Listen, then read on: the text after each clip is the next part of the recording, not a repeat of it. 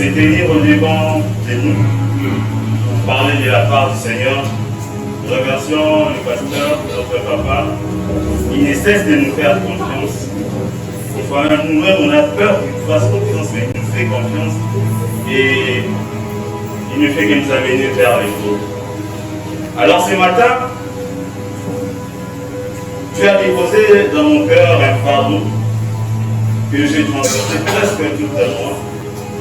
Et aujourd'hui, nous allons en parler. Le thème de ce matin est la famille, un talent mal géré. Nous allons lire deux passages en différents moments. Le premier passage que nous lirons, c'est dans Matthieu 25, versets 14 à 30. Il en sera comme d'un homme qui, partant pour un voyage, appela ses serviteurs et leur remit ses biens. Il donna 5 talents à l'un, 2 à l'autre, et un troisième à chacun, selon sa capacité, et il partit. Aussitôt, celui qui avait reçu les 5 talents s'en alla, et fit valoir, et il gagna 5 fois plus tard. De même, celui qui avait reçu les 2 talents en gagna des autres. Celui qui n'en avait reçu qu'un seul, alla faire un truc dans la terre, cacha l'argent et son maître. Longtemps après, le maître de ses serviteurs revint et leur fit rendre compte. Celui qui avait reçu les 5 talents s'approcha. En approchant 5 talents, il dit, Seigneur, tu m'as remis 5, voici j'en ai gagné 5. Son maître lui dit, c'est bien, bon et fidèle serviteur. Tu as été fidèle en peu de choses, je t'ai conféré beaucoup de choses. Beaucoup. Entre dans la joie de ton maître. Celui qui avait reçu les 2 talents s'approcha aussi.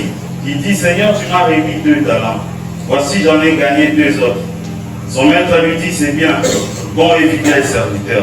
Tu as été fidèle en peu de choses, je t'ai conféré beaucoup. Entre dans la joie de ton maître. Celui qui n'en avait reçu que 15 talents s'approcha ensuite et il dit, Seigneur, je savais que tu es un homme dur, qui moissonne où tu n'as pas semé et tu amasses là où tu n'as pas vanné. J'ai eu peur, je suis allé cacher ton talent dans la terre. Voici, je prends ce qui est. Voici, prends ce qui est à toi. Son maître lui répondit, serviteur méchant et paresseux. Tu savais que je moissonne où je n'ai pas semé, que j'amasse où je n'ai pas vanné. Il te fallait donc remettre mon argent au banquier, et à mon retour, j'aurais retiré ce qui est à moi avec intérêt. Ôtez-lui donc les talents et donnez-les à celui qui a les 10. Car on donnera à celui qui a, et il sera dans l'abondance. Mais celui qui n'en a pas, on ôtera même ce qu'il a. Et les serviteurs inutiles, jetez-les dans les ténèbres du dehors, où il y aura des pleurs et des grincements des dents. Amen. Amen. Ces passages, c'est une parabole. Quand nous lisons la Bible, nous rencontrons plusieurs paraboles. En fait, les paraboles sont de... En fait, Jésus voulait expliquer quelque chose du royaume, mais il ne trouve pas le mot exact pour nous humains. C'est comme si tu as été en Europe, tu veux expliquer une rue, mais tu ne trouves pas le similaire à faire. Alors, des fois, Jésus prenait un exemple sur terre et il disait, ceci, le royaume de Dieu est comme. Oui, nous aussi chrétiens.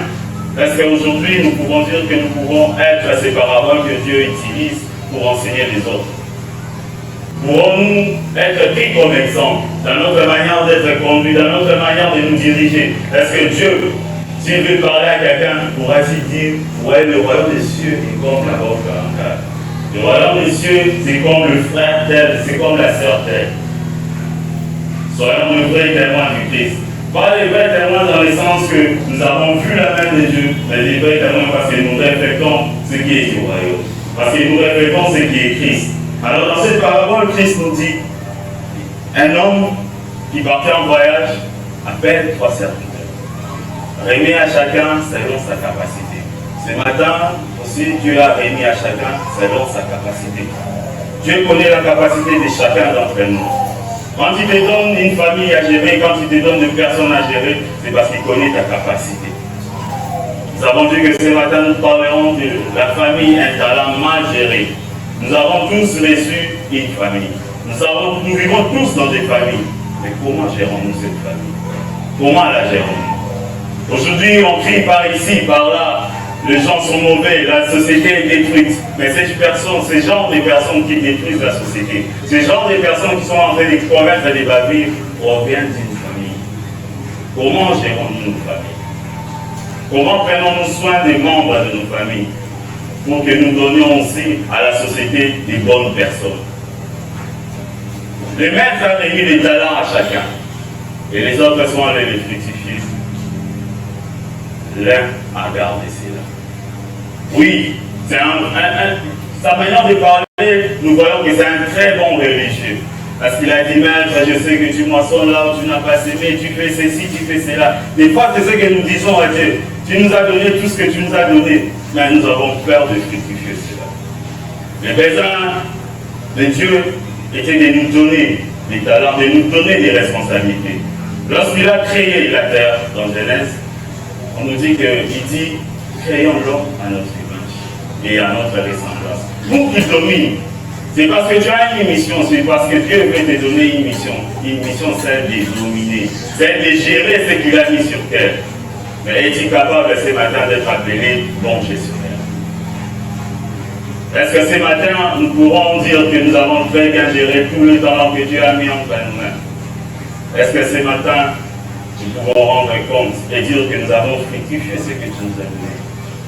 Tu m'as donné une famille, voici j'ai créé une armée de sacrificateurs. Tu m'as donné une famille, voici j'ai créé des prédicateurs. Voici je dis, ma famille est une mission en tout entière pour toi. Comment gérons-nous nos familles? Alors ce matin nous avons 3 points. Le premier point, nous allons définir c'est quoi la famille et qu'est-ce que Dieu entend de la famille. La famille selon Dieu, la famille selon la Bible. La famille dans la plus simple des définitions, comme à la maternelle, nous dirons que c'est papa, maman et les enfants. Enfants adoptifs ou toute personne qui vit sous ton toit. C'est l'ensemble des personnes qui partagent un même ancêtre. C'est l'ensemble des personnes qui ont les mêmes intérêts. L'ensemble des personnes qui vivent sous un même toit. Et la Bible, des fois, utilise un autre terme pour définir la famille, c'est maison. C'est pourquoi nous pouvons voir que Dieu a dit avant, quitte la maison de ton père, quitte la famille de ton père. Moi et ma maison, nous servirons l'Éternel. Ce n'est pas que tu prends ta maison en brut, tu dis que j'ai fait faire de cette maison une église. Non, c'est ton foyer, c'est ta famille. Alors qu'est-ce que Dieu voulait dans la famille? La raison première est que à travers la famille, au travers de la famille, il se glorifie, il se manifeste, il continue à agir et que l'homme et la femme réunis continuent à procréer, continuent à la mission de la création et à dominer sur tout ce qu'il a créé. Mais aujourd'hui, le monde a détruit la première institution que Dieu a établie, les mariages. Le mariage aujourd'hui c'est défini comme l'union de 2 personnes consentantes. On a dit 2 personnes, alors c'est pour cacher des choses. La Bible dit, lorsque Adam a été couché, Dieu retira une côte. Et Adam créa une femme. Et la Bible nous dit encore que Dieu amena une femme vers Adam. Dieu n'amena pas 2 femmes, Dieu n'amena pas un autre homme, Dieu n'amena pas une fleur, parce qu'aujourd'hui nous voyons des gens, ils disent qu'ils se marient à une fleur, ils se marient à un oiseau, ils se marient à une bête, ou ils se marient à quelqu'un du même sexe que lui. Lorsqu'on est dans une relation du même sexe, ce n'est pas les couples. La Bible nous parle des couples. Là, c'est une paire. Quand on a 2 stylos, on a une paire de stylos, une paire de ciseaux. Mais l'idée première de Dieu, c'est d'avoir les couples. Un homme et une femme. Qu'est-ce que nous ne voyons pas aujourd'hui? Que ce soit dans des dessins animés, que ce soit dans n'importe quel film, vous allez voir, on est en train de parler du mariage, mais dans un autre sens. Dans un sens contraire à ce qui est de la Bible.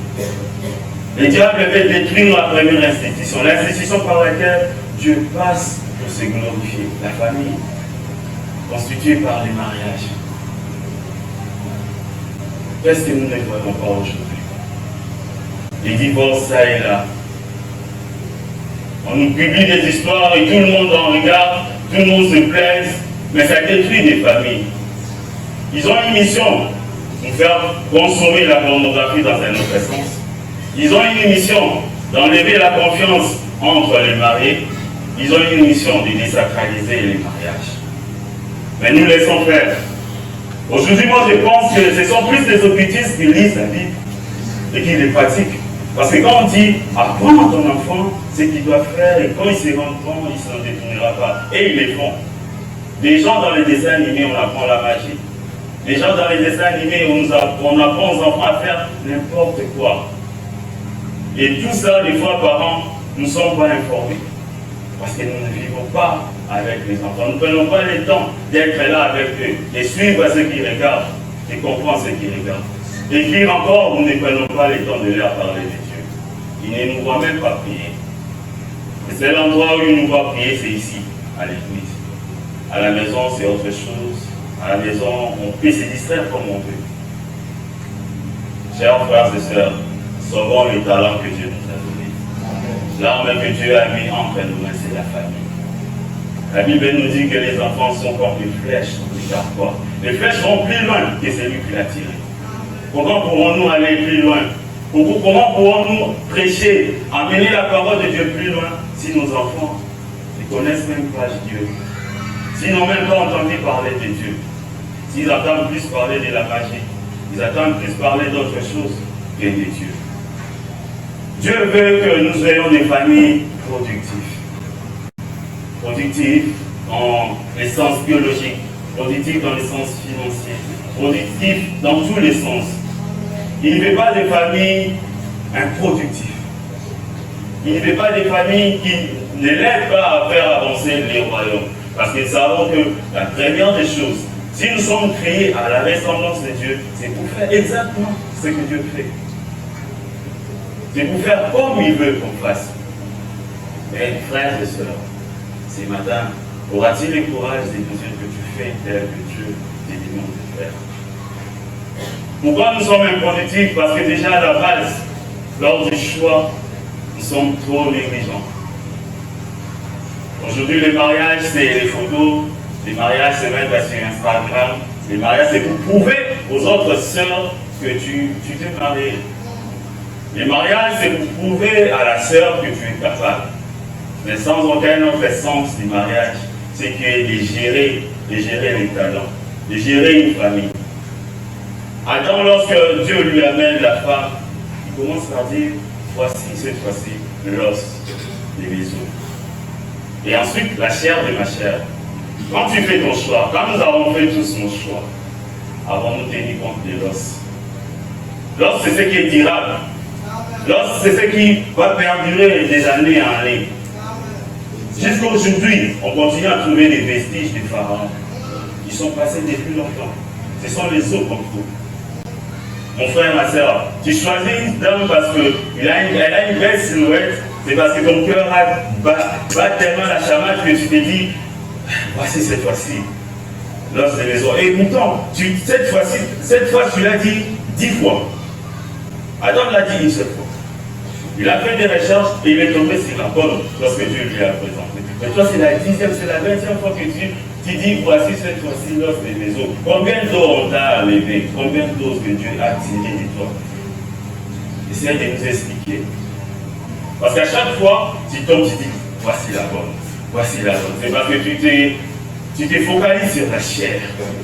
La chair est périssable, la chair éphémère va passer. L'ossature du corps humain, c'est l'os. Apprends à faire le choix basé sur ce qui est durable. Nous allons constater qu'il va y avoir quelque chose dans le jardin d'Éden.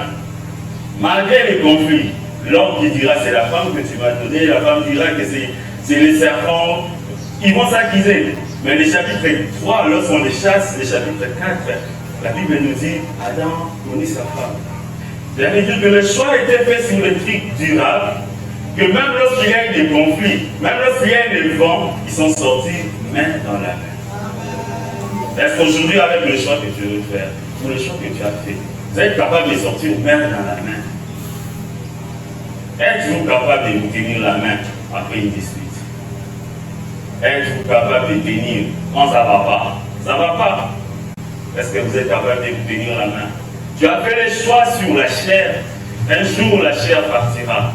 Je vais dire, il voit un beau garçon, des épaules carrées, il dit que sur ses épaules peut se tenir le perroquet. Mais tu dis tout ce que tu peux dire. Mais un jour, il tombe malade, puis il se casse. Et la déformation vient. Sauras-tu tenir? Sauras-tu tenir de voir ta femme avec? Sauras-tu tenir de voir ta femme qui commence à boiter après l'accouchement?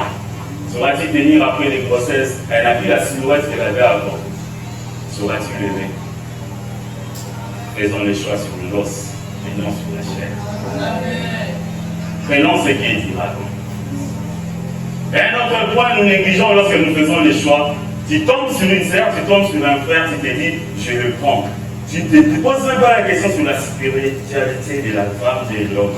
C'est sa religion, tu te dis, ça ce sont des choses sur lesquelles on ne peut même pas tenir compte. Mon frère, ma soeur, je te dis aujourd'hui, si tu ne tiens pas compte de la spiritualité, de la religion de ton conjoint, tu feras de ton foyer, de ta famille, la reproduction du mont Carmel. Le prophète de Baal, Élie. Il arrivera un temps où ça ne va pas aller dans la maison. Et vous aurez besoin d'invoquer un Dieu. Lequel vous invoquez? Adam et Ève ont s'y tenu parce qu'ils avaient un seul maître. Ils n'écoutaient que Dieu. Quel que soit les mal, quelles que soient les fautes, ils n'écoutaient que Dieu. Et ils ne répondaient que devant Dieu. Et toi, qui as créé un foyer Mont Carmel, où les gens se battent. Pendant que vous êtes en train de vous battre, celui-ci amène les 16, celui-ci. Et Dieu n'agira pas dans ça. Parce qu'il ne veut pas partager sa gloire avec un autre. Il attendra le moment où Élie va rétablir le terre. Et pendant ces moments, les enfants vont mourir. Pendant ces moments, la maison va prendre feu. Ne suis pas la chair, ne suis pas la beauté de l'homme. Vois aussi la spiritualité. C'est un point très important que nous négligeons. Et même dans les familles, nous pensons plus à ça que nous. Ah, ça va, ça va. Tu peux le prendre. Même matin, ça me là-bas, même si la nuit, il doit mettre les yeux sous le lit, même s'il doit faire ceci, cela, tu t'en fous, tu dis, moi je suis la beauté. Mon frère, ma soeur, tu vivras un Mont Carmel dans ta maison. Tu invoqueras Dieu, il ne se manifestera pas. Parce qu'il ne voudra jamais partager sa gloire avec la monde. Dieu veut que nous soyons productifs dans notre travail. Et nous produisons. Et pour produire, il faut tenir compte de ce qui est humain. Dieu veut que nous puissions pérenniser son œuvre. À travers la famille, et nous puissions pérenniser l'œuvre de l'enfant. La Bible nous demande de transmettre ce qu'il nous a dit, de le transmettre à nos enfants. Prenons-nous le temps de nous asseoir, de parler du Christ à nos enfants. Peut-être que ce matin, vous croyez que je suis en train de parler juste à ceux qui sont parents. Mais tu es là dans ta maison, tu héberges des gens. Vous constituez déjà une famille. C'est toi l'autorité de la maison. Est-ce que tu prends le temps de parler de Christ à ceux qui sont sous ton toit? Est-ce que tu prends le temps de parler de Christ, de leur démontrer ce que Christ peut faire, et pour que demain ils puissent le transmettre aussi à d'autres? Ou prenons-nous le temps de nous occuper d'autres choses que ce qui est de Christ? Ou prenons-nous le temps de nous occuper de ce qui peut passer, de ce qui est éphémère? Dieu veut aussi une famille qui influence. Malheureusement, aujourd'hui, nous avons des familles influencées. Les familles chrétiennes n'influencent plus.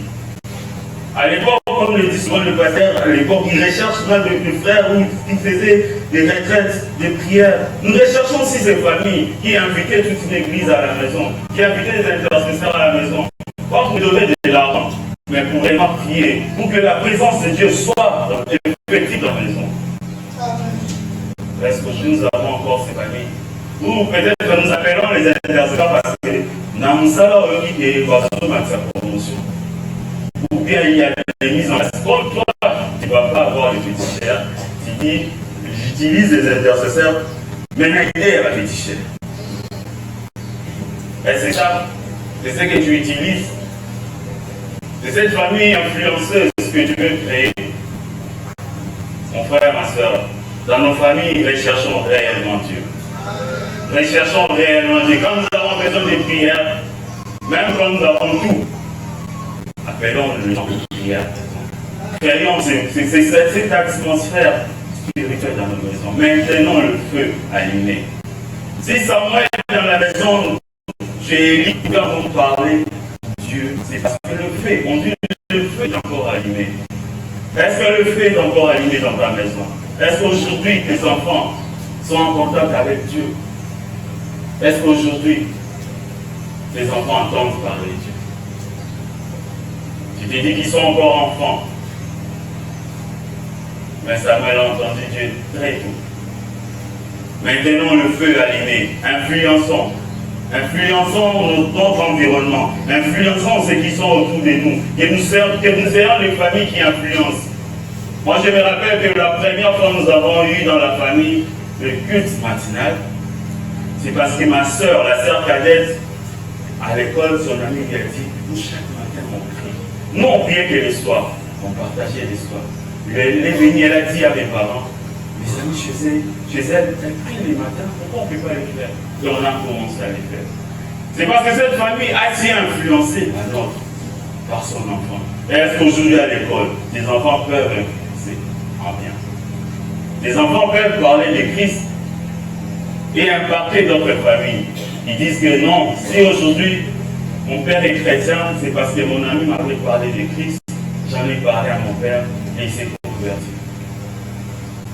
Ou nous avons des enfants qui partent juste exhiber ce que nous avons acheté pour eux, ce que nous avons comme richesse, le nombre de voyages qu'elles ont fait. Apprenons à influencer. Apprenons à influencer. Parce que Dieu dit que il crée l'homme à son image et il lui confie tout ce qu'il a créé pour qu'il domine.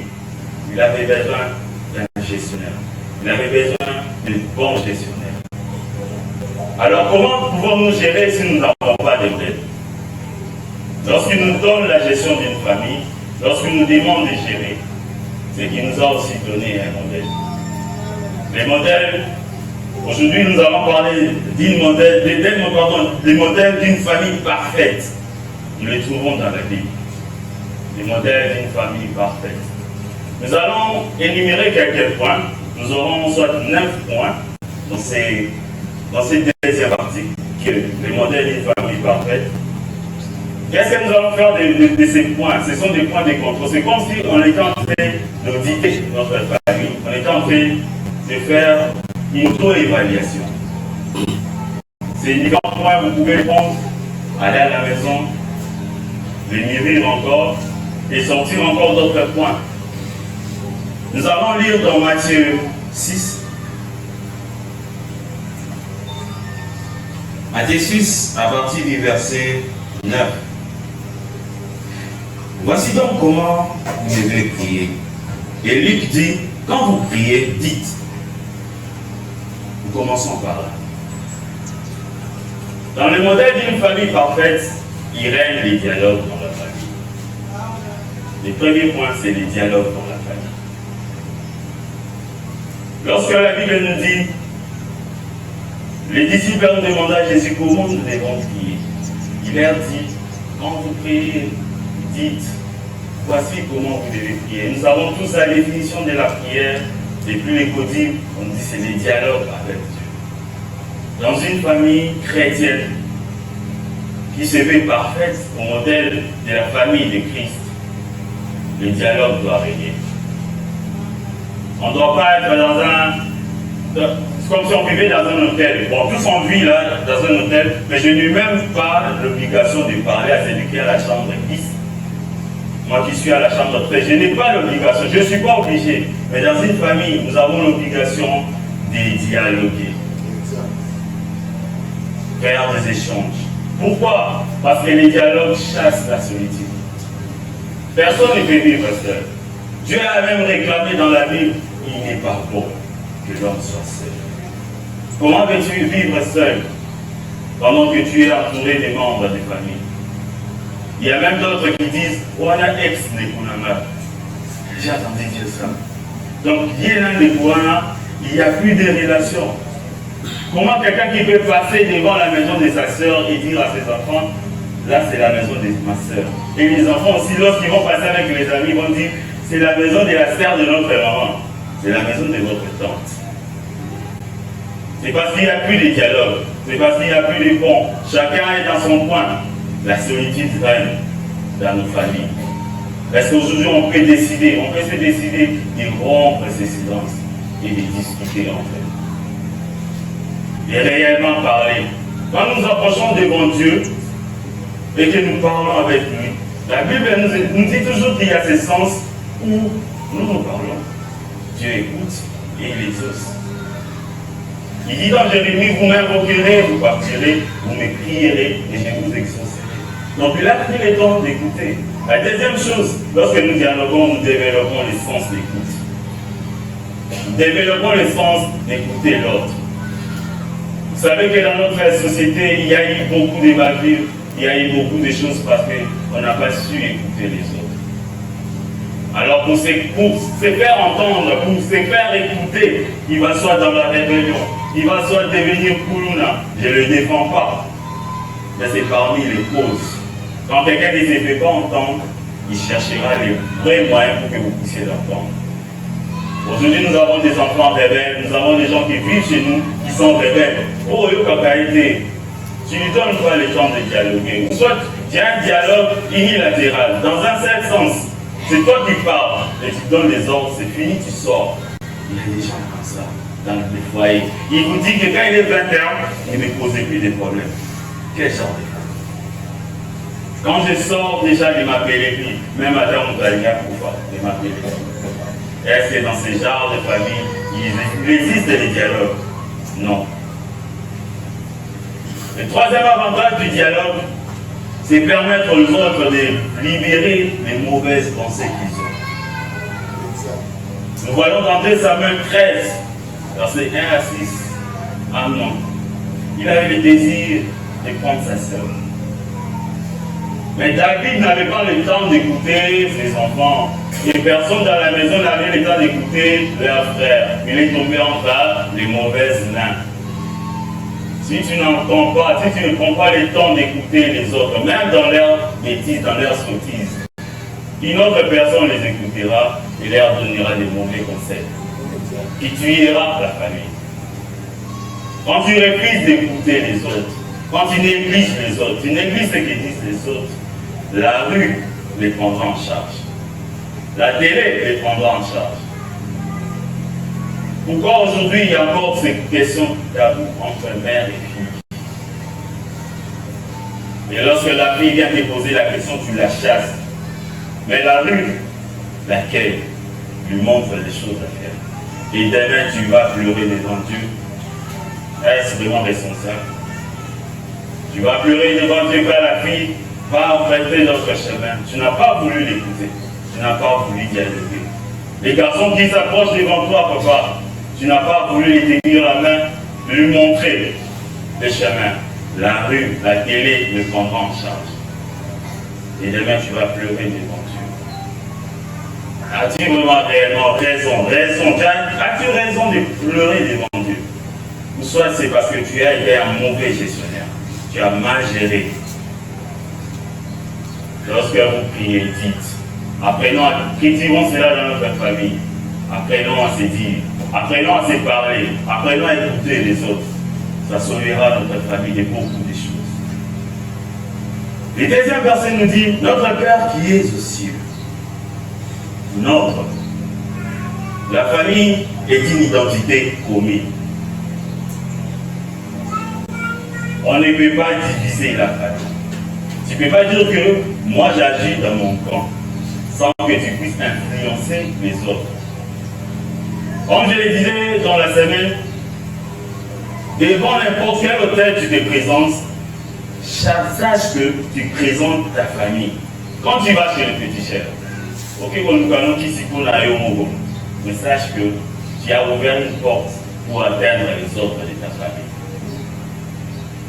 Quand tu viens devant Dieu et que tu pleures, sache que tu as aussi ouvert une porte pour que Dieu puisse atteindre quelqu'un de ta famille. Mais devant qui exposes-tu ta famille? Devant la débauche, la félicité, dans les bars, dans les boîtes de nuit. Oui, c'est ta vie. Pratique alors vivre comme vous le dites. Mais tu nous exposes, nous, la famille. Même dans la famille chrétienne, quand on voit un frère, on dit que c'est un frère de la bonne Karankala. On le voit commettre des bavures en route. On ne va pas dire voici le frère un tel. On dit Talaba chrétien de la bonne Karankala. Tout ce que tu fais, conquête de victoire, des fêtes, affecte ta famille. Combien de fois dans la Bible ne dit pas écrit de qui est-il fils? David dit tu Goliath, le roi demande de qui est-il fils? Dans d'autres termes, pour dire de quelle famille est-il? Quelle est cette famille qui peut sortir des vaillants héros comme ça? Mais quelle est cette famille aussi qui peut sortir des gens qui commettent trop de bavures, qui peut sortir des assassins, qui peut sortir des clowns? Comment exposes-tu ta famille, frère, soeur? Identité égoïste. Notre Père qui est aussi. Nous partageons un même Père. Et notre Père aussi, c'est cette manière de montrer à chacun qu'il a une part dans la famille. Jésus ne nous a pas dit, quand vous priez, dites mon Père qui est aux cieux. Mais il a dit, c'est notre Père à tous. Nous sommes tous dans un même pied d'égalité, nous pouvons avancer vers le Père. Mais aujourd'hui, dans notre famille, comment gérons-nous la famille? Est-ce qu'il y a-t-il des enfants préférables aux autres? Un enfant qui sait que quand je viens demander quelque chose à papa, à côté ça n'a été. Il ne donnera pas. Alors je vais choisir quelqu'un d'autre. Vas-y, demande à papa. Qu'est-ce que nous sommes en train de favoriser? Nous sommes en train de montrer dans notre famille qu'il y a ceux qui ont des avantages et ceux qui n'en ont pas. Et ceux qui sont aimés et ceux qui ne sont pas aimés. Et ceux qui ne sont pas aimés, quelle sera leur réaction? Devant le Père, nous sommes identiques. Il nous gère tous de la même manière. Un prédicateur qui disait, tu as 30 ans dans le Seigneur et un frère qui vient à peine d'arriver 2 jours. Il a le droit de venir devant Dieu et prier et demander. Et Dieu peut lui donner des choses qu'il n'a pas accordées à celui qui a 30 ans. Ma fille est née à 6 ans et il y a un bébé qui vient de naître. Quand elle va commencer à parler, je lui donnerai les mêmes droits que celle qui aura peut-être 12 ans. Ne faisons pas des différences, ne créons pas des fossés entre nos enfants. Dans la famille chrétienne, on considère tout le monde, on accepte tout le monde pour vivre dans l'harmonie. Le 3e verset dit que ton nom soit sanctifié. Que ton nom soit sanctifié. Combien de fois as-tu gardé la bonne réputation? Le 3e point de contrôle, c'est la bonne réputation. La Bible nous dit une bonne réputation. Dans Proverbe 7, une bonne réputation vaut mieux qu'un parfum de bonne qualité. La réputation nous précède. Nous allons voir avec l'histoire de Dina. Dina qui sera enlevée par cet homme et sera violée. Mais en fin de compte, l'homme dit qu'il l'aime. Il dit qu'il aime la fille et se présente devant les pères pour demander la main. Pourquoi des fois nous commençons par détruire la réputation pour la manger après? Bon, je vais mieux expliquer. Pourquoi tu dis d'abord il y a qu'à te vendre et puis où tu vas aller pour donner la dot? Pourquoi nous détruisons la famille? Parce que quand tu prends la fille d'autrui et tu dis viens d'abord habiter chez moi, après on va voir le reste. Tu détruis la réputation d'une famille. Tu détruis l'harmonie d'une famille. Et toi qui acceptes aussi d'humilier ta famille, tu détruis la réputation de ta famille. Ah, voilà papa et moi, nana, à côté Libala. Il ne s'est pas marié, mais à côté Libala. Apprenons à maintenir la bonne réputation de notre famille. Dieu dit, n'hésitez pas mon nom en vain. Les noms que tu portes, il y a des gens qui l'ont porté avant toi. Il y a des noms de famille qui ont été portés par des générations et des générations. Et toi, tu acceptes dans la facilité de les salir. Lorsque Jacob va dire à ses enfants, pourquoi avez-vous fait cela? Parce que les garçons vont s'irriter, ils seront mécontents de l'acte de Sichem et ils vont demander à tous les hommes de se circoncire.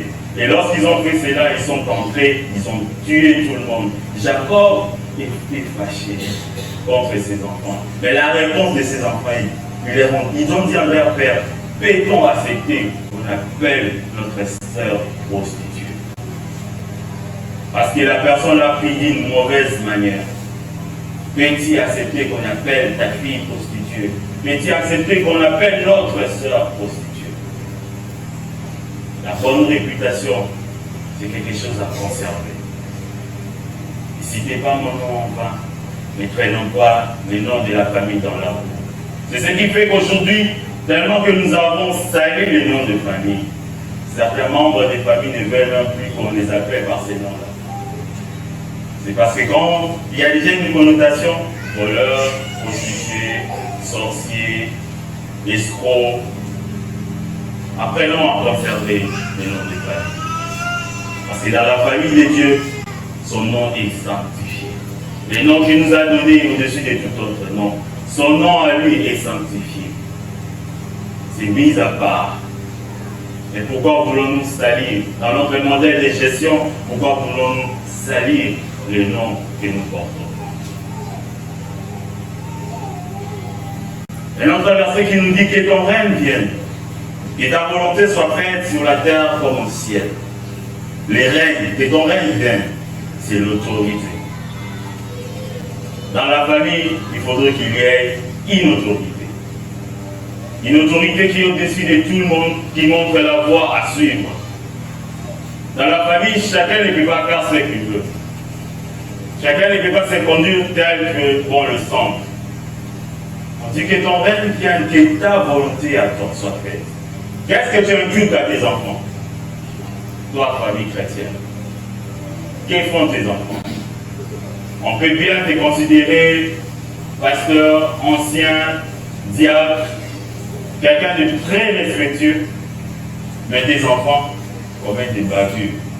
Comme Élie, un sacrificateur, il travaillait, il accomplissait ses tâches, mais ses enfants étaient en train de détruire, de tout détruire.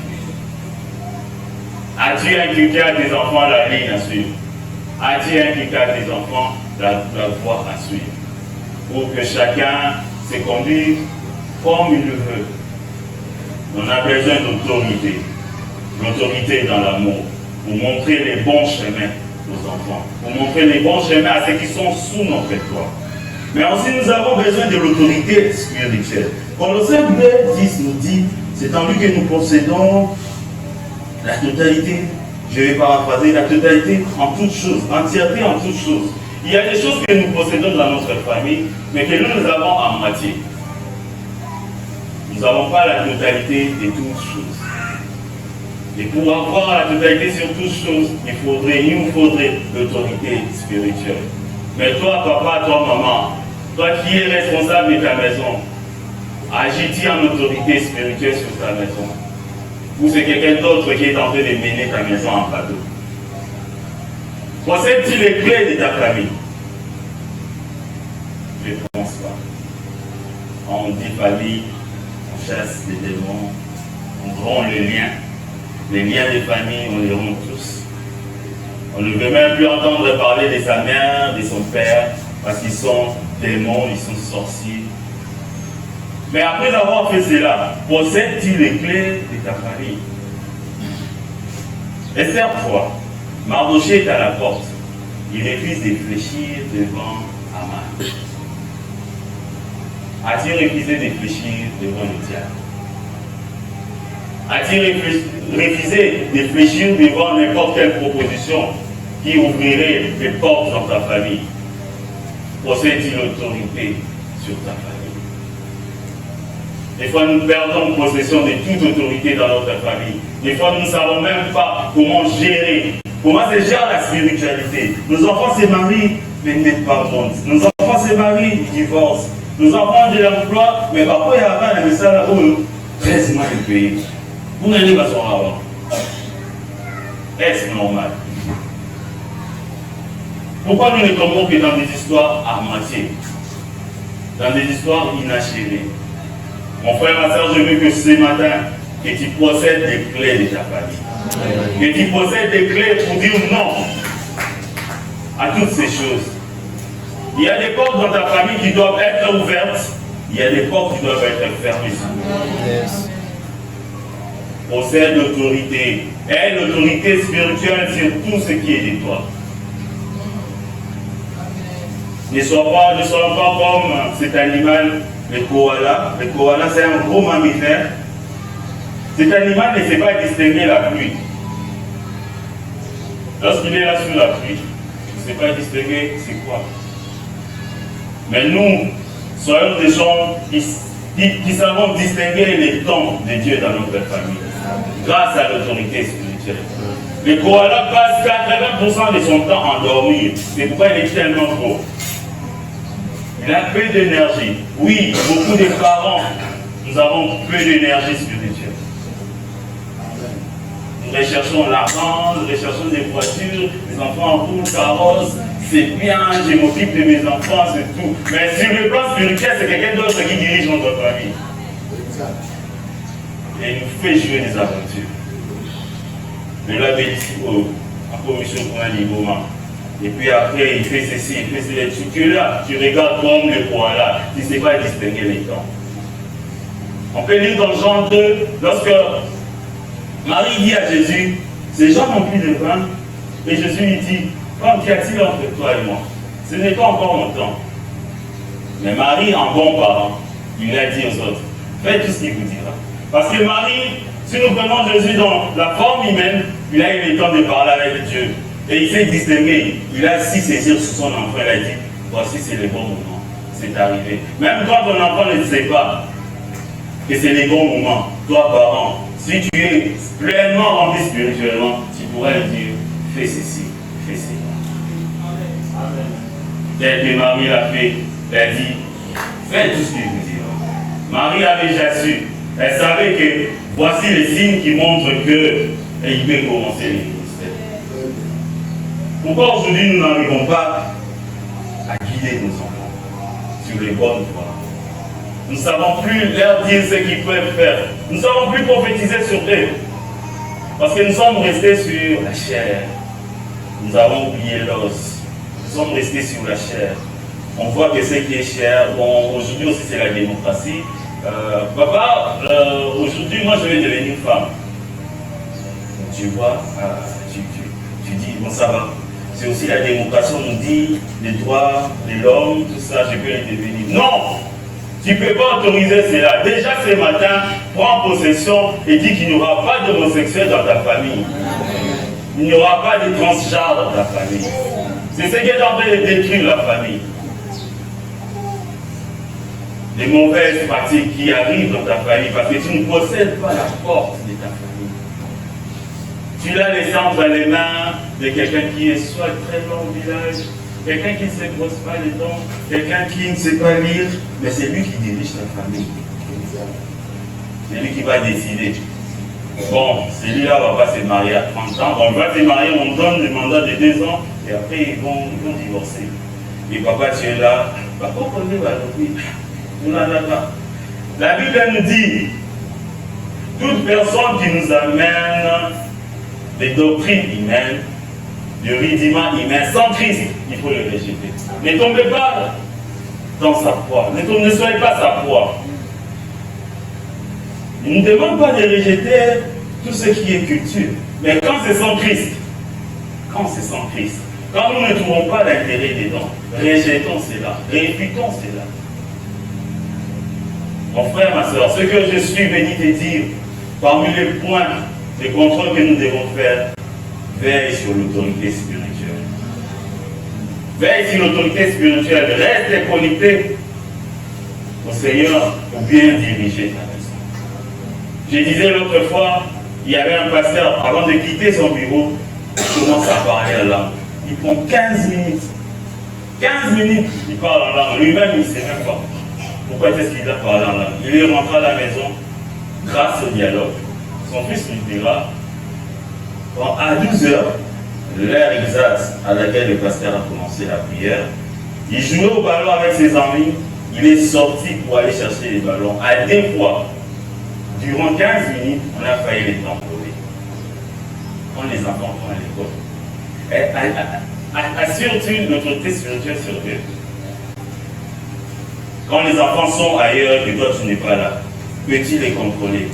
Pourquoi on doit seulement contrôler les enfants pour les amener à la malédiction? Contrôlons aussi pour veiller à ce qu'il reste réellement les bénédictions que Dieu nous donne. Pourquoi tu ne pries pas pour tes enfants lorsqu'ils vont à l'école?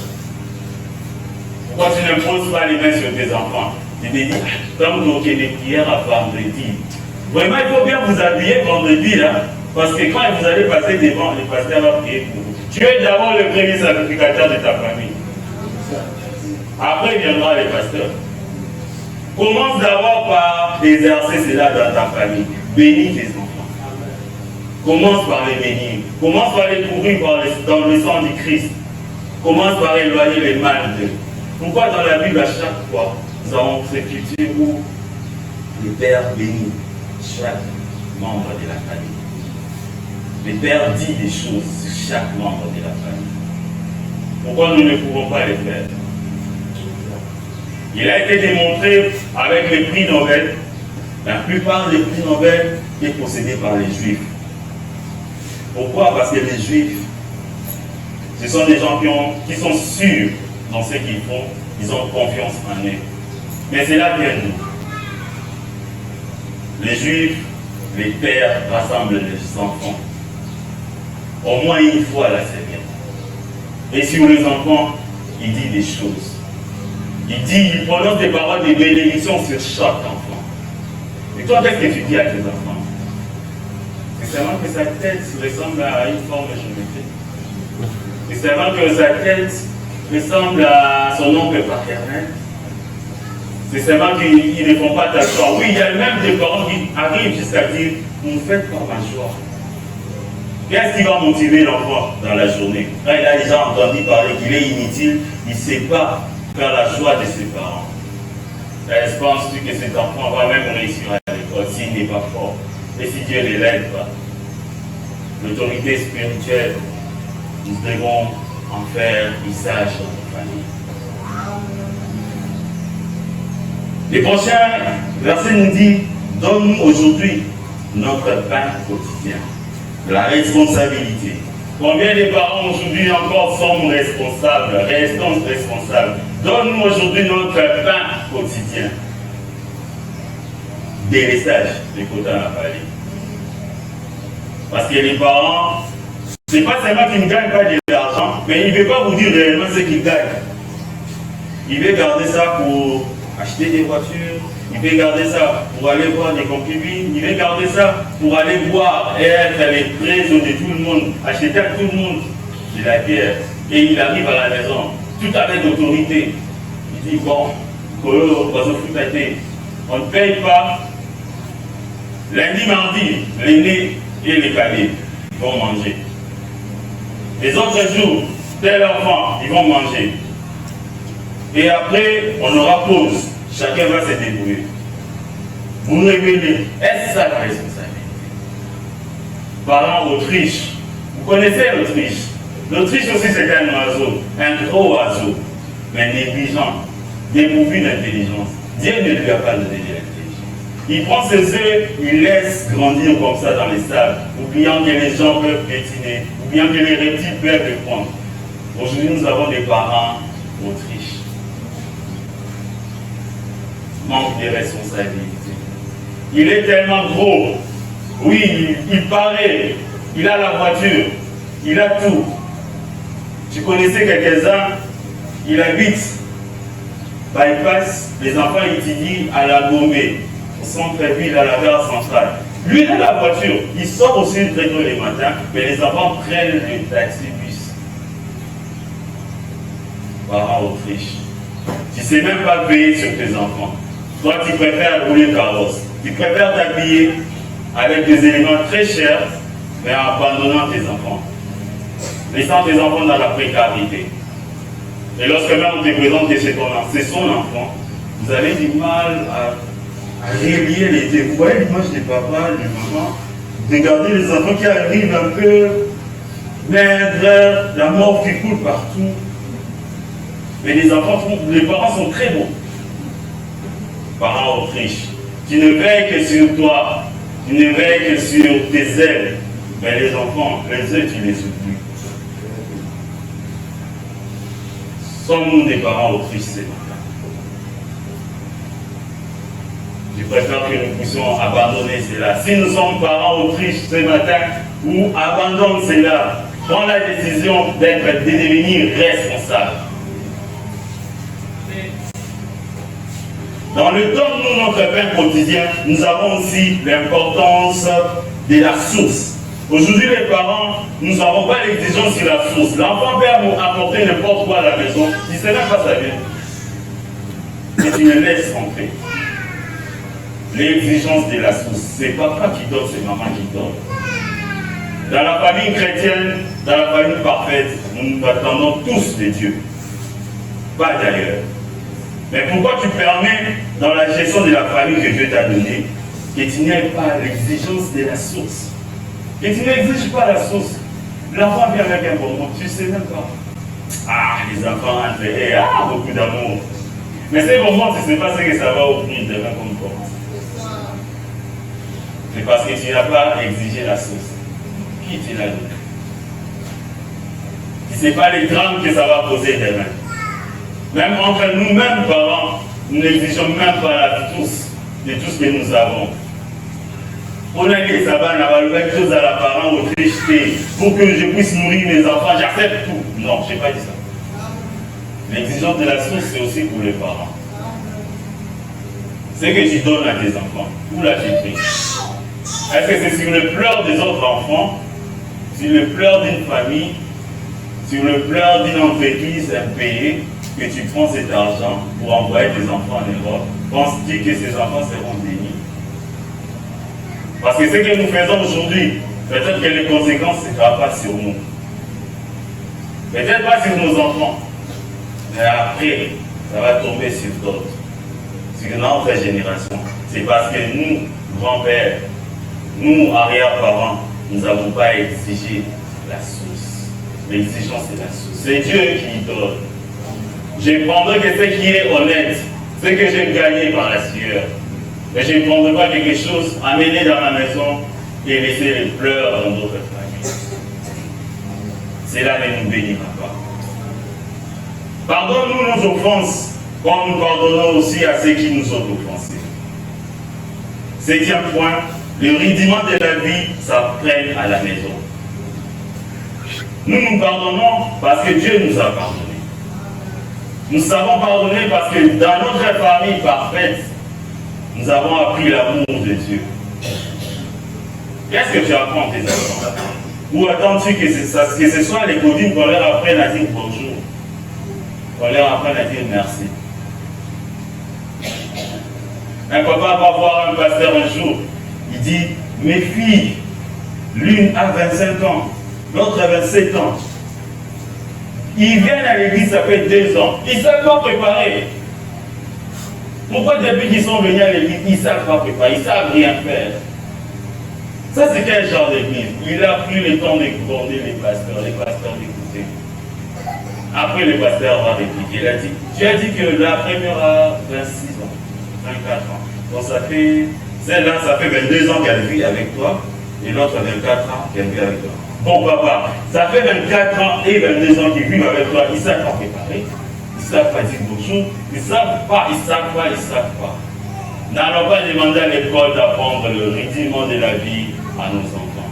Ne venons pas à l'église pour demander à l'église pourquoi mes enfants ne passent pas le temps dans la prière. C'est parce que le rudiment de la vie chrétienne, ça à la maison. Ce n'est pas à l'église. Lorsqu'à la maison, tu ne sais pas prier avec tes enfants, ils ne sauront pas prier aussi quand ils seront ailleurs. Le rudiment de la vie, c'est à la maison. Nous sommes tellement irresponsables que des fois nous voulons mettre cela sur le dos de tout le monde. On vient à la jeunesse, on dit pourquoi ils font passer ça? On va les côtés, pourquoi ils font passer ça? On va les passer, pourquoi ils font passer ça? Bien sûr, l'Église a une part de responsabilité, mais les premières choses, ça se donne à la maison. Quand parent, tu n'as pas une vie de prière. Quand parent, tu ne sais pas prier avec tes enfants, ne t'attends pas que le rudiment, on leur donne ailleurs. Les rudiments, on les trouve dans la maison. Ne nous induis pas en tentation, mais délivre-nous du malin.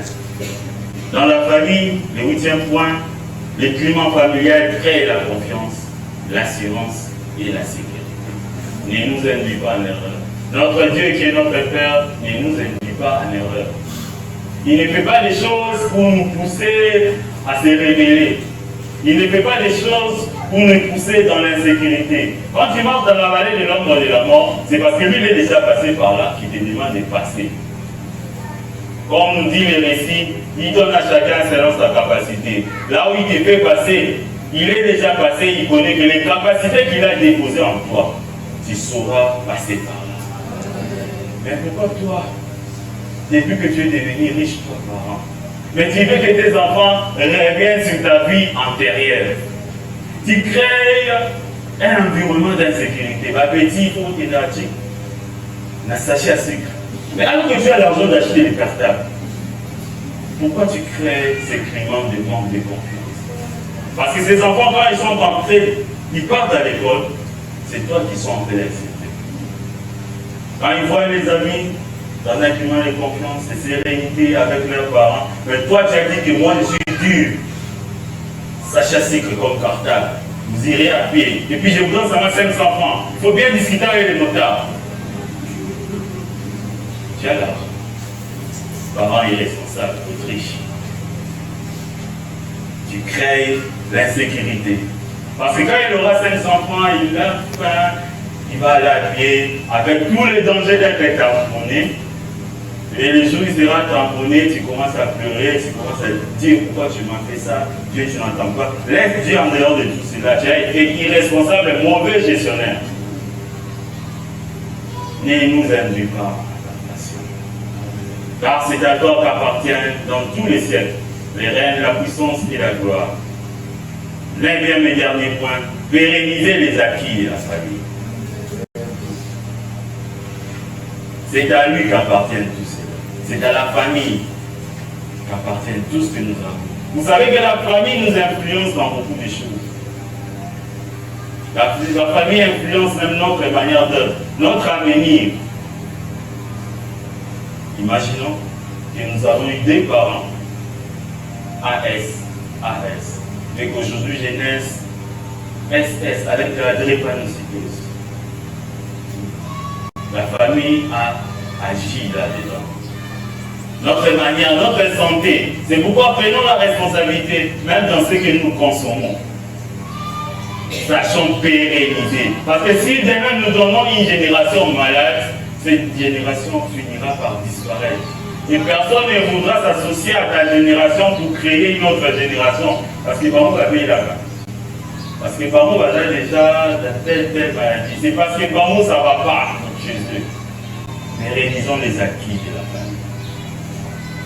La responsabilité que tu as aujourd'hui, c'est être bien portant, bien te conduire, être sain de chair, pour que la génération que tu vas produire soit aussi une génération consommable.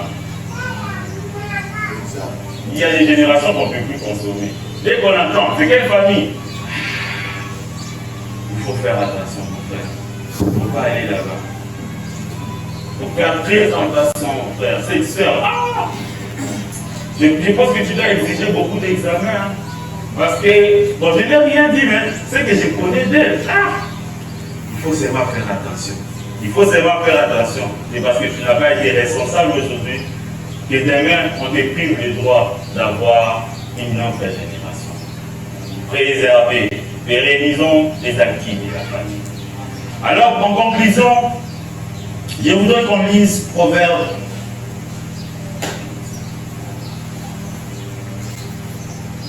Nous allons lire Proverbe 30. À partir du verset 24. Il y a sur la terre 4 animaux petits. Oui, aujourd'hui, la famille, nous n'avons pas assez de force. La famille, nous sommes petits.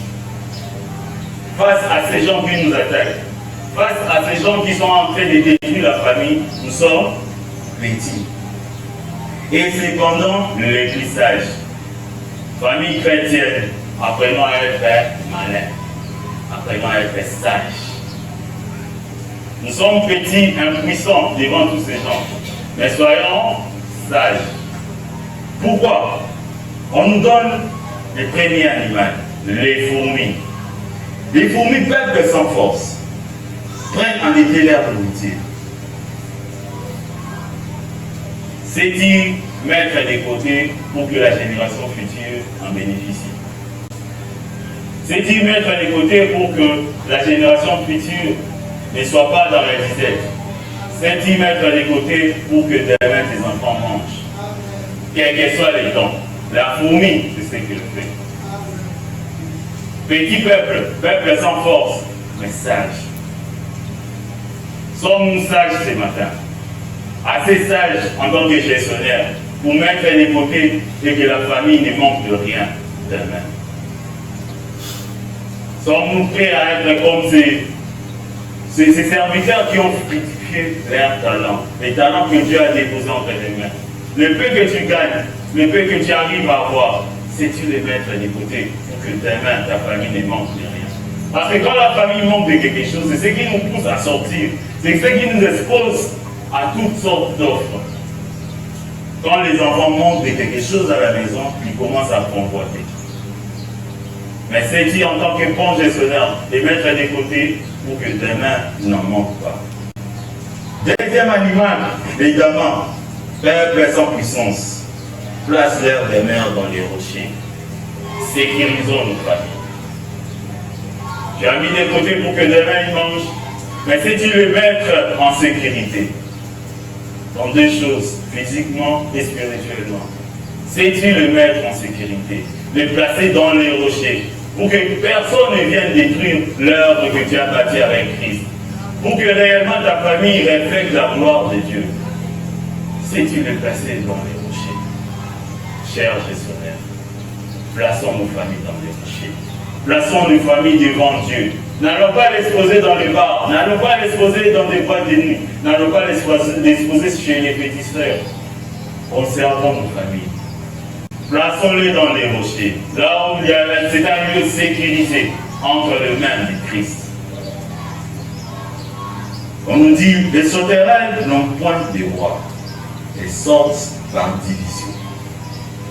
Les sauterelles n'ont point de roi. As-tu besoin qu'on tape sur ta tête, toi gestionnaire, pour mettre de l'ordre dans ta maison? Une maison qui sait vivre au lendemain, une maison qui est cachée dans les rochers, c'est une maison où règne l'ordre. Personne ne vient faire ce que veut, comme il veut. Et cela veut dire que les parents ou les gestionnaires de la maison possèdent réellement les clés de sa maison. Possèdent réellement les portes de sa maison. Soyons comme les sauterelles, ils sortent en division, ils sortent en ordre. Et le dernier, c'est les lézards. Saisis avec les mains et se trouve dans le palais des rois. Là où tu n'as pas été père, veille à ce que tes enfants atteignent là où tu n'as jamais atteint. Amen. Veille à cela. Si aujourd'hui tu as une maison, comme le dit mon père chaque fois, moi j'ai autant, j'ai besoin que tu aies les doubles. Ne désire jamais que le flèche que tu envoies ne possède rien, alors tu n'as rien envoyé comme flèche. Là où tu n'es pas allé, dis ça à tes enfants, dis-leur qu'ils vont atteindre cela. Les lézards, il est saisi par la main et se retrouve dans la maison du roi. Ouvre les portes pour la génération future. Ouvre les portes pour tes enfants. Que ce soit dans la prière et que dans les opportunités physiques, ouvre les portes. Il y a des parents qui ne veulent même pas ouvrir les portes. Et tu sois venu au salon, moi j'ai commencé à dépendre de lui. Il y a une opportunité, il donne ça à un neveu. Ah, il prend ça. Lui, il reste là. Je préfère qu'on soit comme ça. Non, mon frère, ma soeur. Aujourd'hui, sois un bon gestionnaire. Ouvre les portes à la génération future. Ouvre les portes à tes enfants. Et nous serons tous bénis. Que Dieu bénisse ça.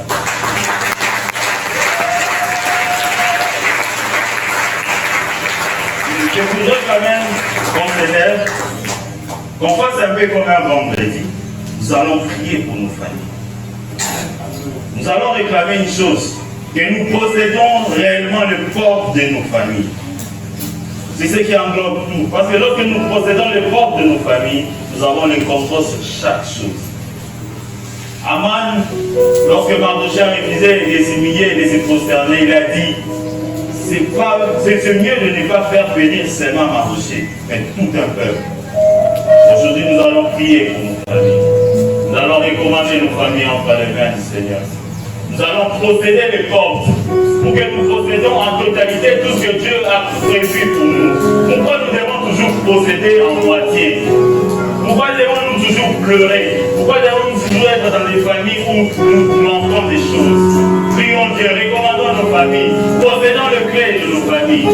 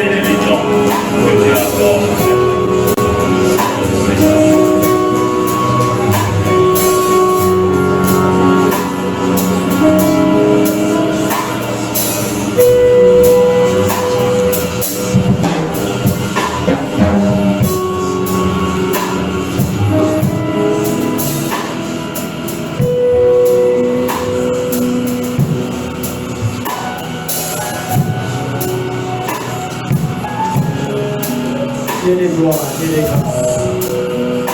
Seigneur, aide-nous à posséder les clés de nos familles. Seigneur, ce message est venu, Père.